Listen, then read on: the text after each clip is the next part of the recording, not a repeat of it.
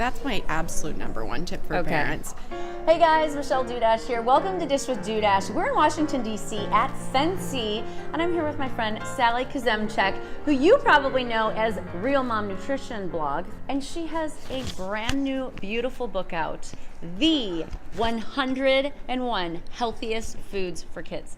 I love how you just tackle all the things that us moms want to know about feeding our kids, getting them to eat their vegetables. You just tackle vegetables right off the bat. So First chapter, yep. what was the thinking when you decided, yep, I'm going for the gold, we're putting vegetables first? Because vegetables for so many parents are the sticking point. It's the one thing that they wish their kids ate more of, and it's the one thing that sometimes kids push back on a bit. Sometimes. I just want to show you. So she goes through and she lists out, it's a all color, vegetable by vegetable, fruit by fruit.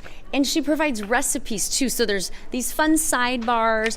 One thing that stood out to me, you have that try it sidebar that talks about, instead of talking about the healthy versus yummy. Sure. There was a research study that found that when preschoolers were read a story about a food, when the food was called healthy versus when it was called delicious, it didn't sound as appealing to them when you called the food healthy versus when you called it delicious. So I just think it's a good reminder to parents to talk up how delicious these foods are, because they are, and especially prepped right, served right, when they look appealing, when they taste great, they are delicious. And so it's not so much this message of eat this because it's good for you, it's eat this because it's delicious and it's fresh or it's sweet or it's crisp or whatever, and that's going to make kids want to try the food more.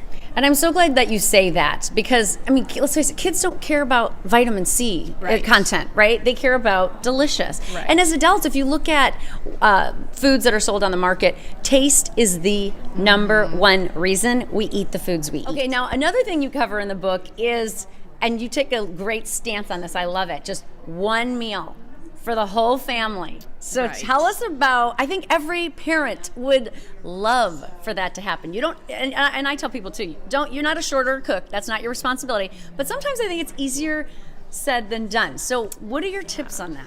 As parents, we don't have time to cook more than one meal. I mean, most of us are just sort of struggling to get something on the table every night, one meal. And I think when you're cooking something separate for especially multiple people in the family, it just adds more stress, and your kids are never really encouraged to try what you cooked versus their PBJ or their hot dog or whatever. So I do absolutely recommend one meal for the family. That being said, make sure there's something on the table that your child likes, even if it's just a side dish, or if it's bread, or if it's fruit, or whatever it is. Make sure there's something so when they come to the table they think, okay, there's something here that I like.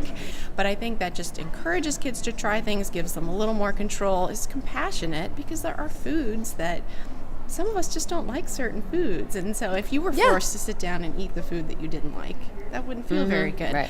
So instead you have the choice, and there's something there that you like. The message of the book is, even if you've tried some of these foods before, to try again and again and again, because we know that it takes many, many exposures, and I know there's some research study that says 15 or so, and I think parents think, oh, well, after 15 my child will magically eat it, and that's not the case. It might be years, it could be, and that's okay. You just keep introducing or keep offering these foods, keep having them on the table. They're familiar, they're not scary, and eventually your kids are going to come around. So don't give up after 5, 15, 20 times. Just keep serving those foods you want them to eat. My daughter surprised me the other day that she loves broccoli. I'm like, I thought, I served it. I did the 10 to 15 times, and all of a sudden she loves broccoli, and I'm, inside I'm like, yes, but you have to be totally cool, right? Exactly. Don't make a big deal out of it, right? Okay. So make sure you check out this book wherever fine books are sold. Thank you so much, Sally. Thanks for having me. All right. We'll see you next time, guys. Bye.